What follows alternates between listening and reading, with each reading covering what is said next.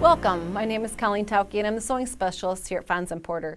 In this Sew Easy tutorial, I'm going to show you how to put together pieces using the half clamshell. We have a block here on the sewing center and you can see how wonderful those blocks turn out when they're put into the quilt called Indigo Spin. So what we want to do is figure out how to cut and piece these shapes into our block. We're going to be using the Fons Porter Clamshell Template, and it is created with a big wide, it's the whole clamshell, and what we want to do is just use half. So there is a mark that scores down the middle. It's just a little off center of half so that it includes our seam allowance, and we can put that either onto a strip of fabric or we can put it onto rectangles of fabric. In this case we've been using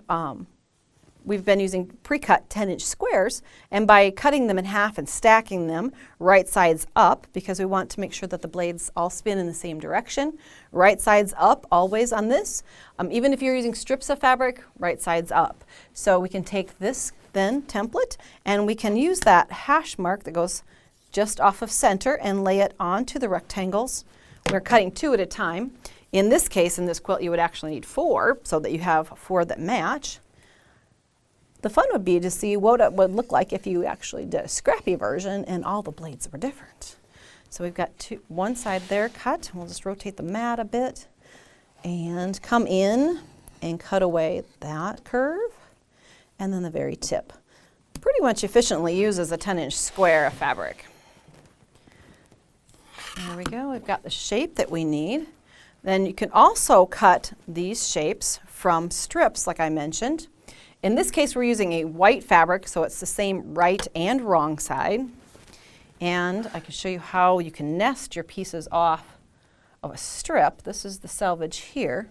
I've already cut away 2 pieces here. Then we can take that clamshell template and then we can lay it in.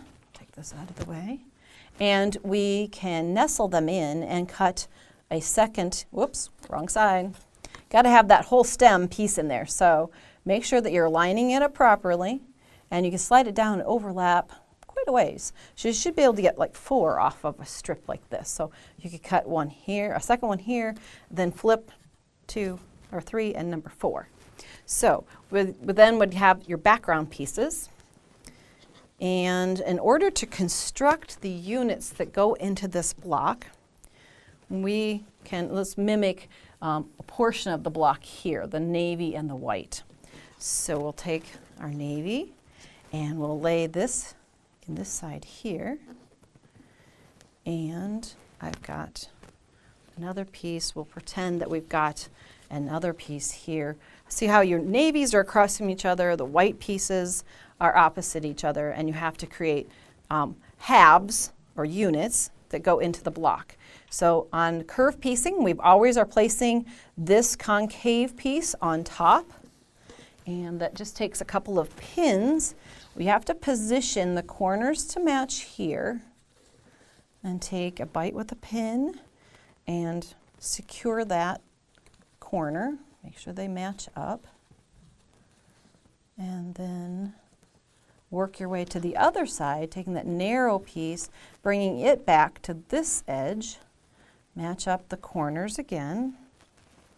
It's going to hard to take too big of a bite because there's not much fabric there, but just enough. And then what we're going to be doing is stitching this curve together. Now the pieces are engineered so they perfectly align.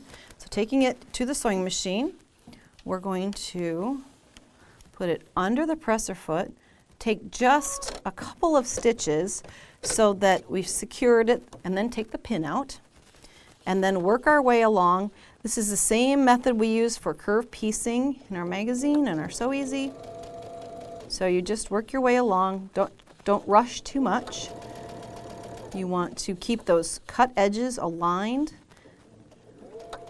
The first couple that you do may not be your best practice. By the time you get to your 3rd block or so, you'll have graduated to curved seams without any problem. And then it's kind of a start and stop process, and kind of nudge those edges together, working all the way through. Leave that pin in place until you get to about 2 or 3 stitches right before it. Then take it out and finish out the end.